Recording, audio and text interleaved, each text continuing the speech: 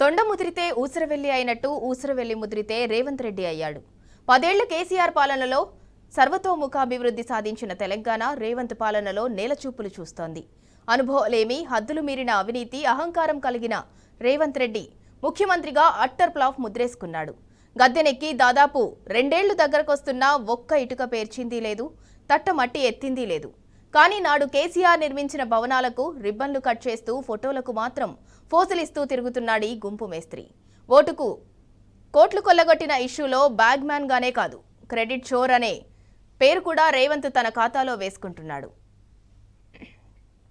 అదేమని ప్రధాన ప్రతిపక్షంగా బీఆర్ఎస్ ప్రశ్నిస్తే మైకుల ముందు నోరేసుకొని వాగుతాడు, నోటికొచ్చినట్లు అరుస్తాడు. అంతేకాని నిజాలు ఆలోచించే తెలివే లేదు. మీడియాను మేనేజ్ చేసి బతకటం తప్ప బతకటానికి పనికొచ్చే ఒక్క పని చేసింది లేదు. చిట్చాట్ అంటూ చిల్లర మాటలు తప్ప ముందు చూపు ధోరణి అంతకన్నా లేదు. తెలంగాణ తొలి ముఖ్యమంత్రి కేసీఆర్ హయాంలో అభివృద్ధి చేసిన రాష్ట్రాన్ని అధఃపాతాళానికి తొక్కేశాడి అసమర్థ ముఖ్యమంత్రి.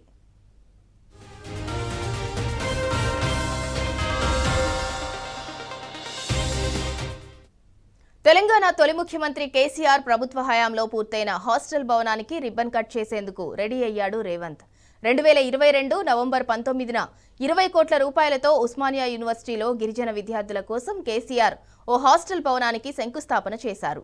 ఆ భవనానికి ఒక తట్టెడు మట్టి ఎత్తకుండా నాడు బీఆర్ఎస్ హయాంలో చేసిన అభివృద్ధి పనుల క్రెడిట్ దొబ్బేస్తున్నాడు గుంపు మేస్త్రి.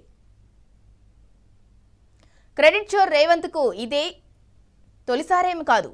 పాతగూడకు కొత్త సున్నం కొట్టినట్టు వ్యవహరించటం అతనికి తెలియందేమీ కాదు.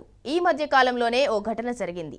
కేసీఆర్ ప్రభుత్వంలోనే 6,956 స్టాఫ్ నర్సులు, 15,750 కానిస్టేబుల్ రిక్రూట్మెంట్లు పూర్తయ్యాయి.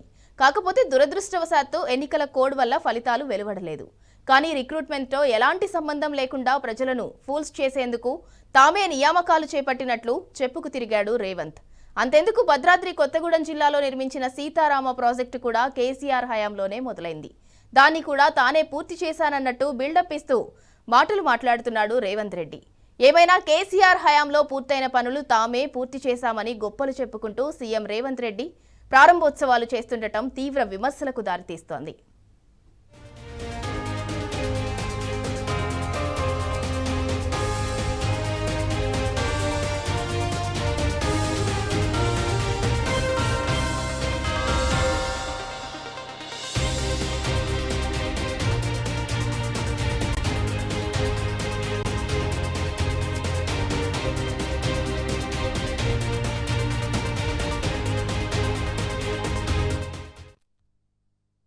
నమస్కారం. మనం చూస్తున్నాం ఈ నెల 21న ఉస్మానియాకి రేవంత్ రెడ్డి. ఎందుకు వస్తుంది రేవంత్ రెడ్డి అంటే కేసీఆర్ గారి హయాంలో గత ప్రభుత్వంలో కట్టిన బిల్డింగ్ ఓపెన్ చేయడానికి వస్తుండు రేవంత్ రెడ్డి గారు. ఇప్పుడు మనం చూద్దాం. ఇది ఉస్మానియా యూనివర్సిటీలో ఏదైతే కేసీఆర్ గారు ప్రత్యేక చొరవతోని పేద బడుగు బలహీన వర్గాల విద్యార్థుల కోసం, లేకుండా ఉస్మానియా యూనివర్సిటీలో మొత్తం చదివేది ఎవరు? ఎస్సీ, ఎస్టీ, బీసీ, మైనార్టీ విద్యార్థులు, పేద బడుగు బలహీన వర్గాల విద్యార్థులు. ఆ విద్యార్థుల కోసం గత ప్రభుత్వం ఏదైతే నిర్మించిందో హాస్టల్, గత ప్రభుత్వం 2 సంవత్సరాల క్రితం శంకుస్థాపన అయిన హాస్టల్ ఇది.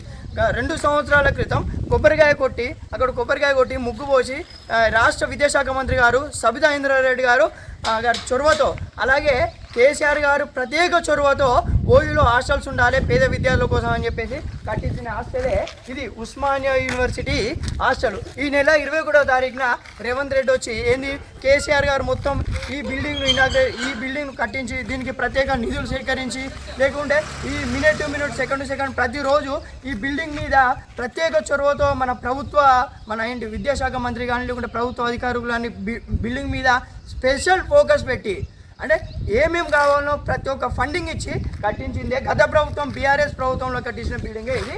ఎల్లుండి రేవంత్ రెడ్డి ఓపెన్ చేస్తుంటారు. అంటే మనం చూస్తున్నాం రేవంత్ రెడ్డి ఏంది గత ప్రభుత్వంలో రెడీ అయి ఉన్న బిల్డింగ్లు మొత్తం వచ్చి రిబ్బన్ కట్ చేసిపోయి ఆయన ఖాతాలో వేసుకుంటాడు. ఈ బిల్డింగ్ ఏంటంటే ప్రత్యేకత, ఉస్మానియా యూనివర్సిటీ మొత్తంలో ఎస్సీ, ఎస్టీ, బీసీ, మైనార్టీ విద్యార్థులు చదివేది. ఈ గ్రౌండ్ ఇక్కడున్న మొత్తం అంటే ఇక్కడున్న చెట్లను ప్రతి ఒక్కదాన్ని క్లీన్ చేసి ఈ గ్రౌండ్ను, ఈ హాస్టల్స్ను, ఈ బిల్డింగ్ను, ఇంత అద్భుతమైన ఇంత బ్యూటిఫుల్ బిల్డింగు పేద విద్యార్థుల కోసం కేసీఆర్ గారు నిర్మించింది గత 2 సంవత్సరాల క్రితమే. అంటే కొన్ని కారణాల వల్ల ఆగిపోయిండే. అంటే ఇది 3 అంతస్తుల బిల్డింగు. 166 రూములు, ఒక గదికి 4 విద్యార్థులు. అంటే ఇక్కడ మెస్ కెపాసిటీ ఏంటంటే 250 మంది ఒకటేసారి కూర్చొని తినేంత మెస్ కెపాసిటీ హాస్టల్ ఉంది. రీడింగ్ రూమ్స్ ఉన్నాయి, లైబ్రరీస్ ఉన్నాయి. అంటే విద్యార్థులకు ఏమేమి కావాలో ప్రతి ఒక్క మౌలిక సదుపాయాలు ఈ బిల్డింగ్లో ఉండడం జరిగింది. చూడండి ఎంత అద్భుతంగా ఆనాటి ప్రభుత్వం, కేసీఆర్ గారి ప్రభుత్వం, బీఆర్ఎస్ ప్రభుత్వం ఎంత అద్భుతంగా అంటే ఈ బిల్డింగ్ను మనం చూద్దాం. ఈ బిల్డింగ్ను ఇంత అద్భుతంగా కట్టించడం జరిగింది.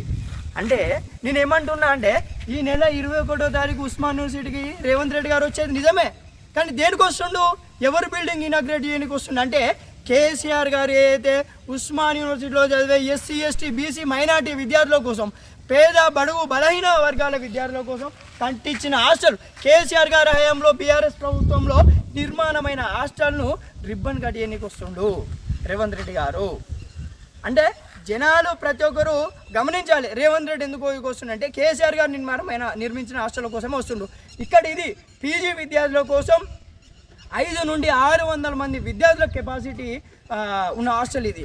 మళ్ళీ అలాగే ఇంజనీరింగ్ హాస్టల్ కూడా కేసీఆర్ గారి హయాంలో నిర్మాణమైన హాస్టలే. చిన్న రివర్స్ కోసం అది ఆపడం జరిగింది. ఈరోజు వీసీ గారు ఏం చేస్తున్నారంటే దీన్ని రేవంత్ రెడ్డిని తీసుకొచ్చి ఇది ఓపెన్ చేయించే ప్రయత్నం జరుగుతుంది.